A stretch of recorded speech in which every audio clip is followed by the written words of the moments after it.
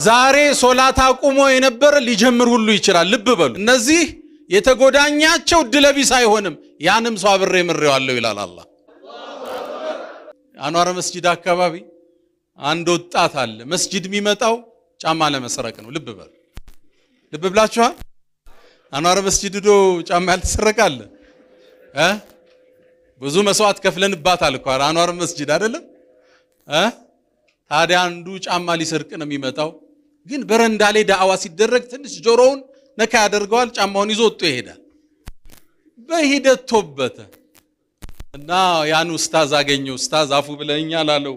ምን አረካለው? የሆነ ጊዜ ጫማ አልጠፋም አንዋር መስጂዳው እሷን እኔ ወሰድኳት አለ። ይሄ ኡስታዝ ምን ይላል?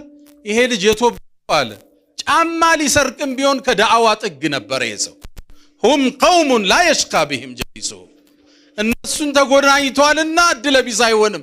ወደ ሰና አላህ መለሰው። አላሁ አክበር።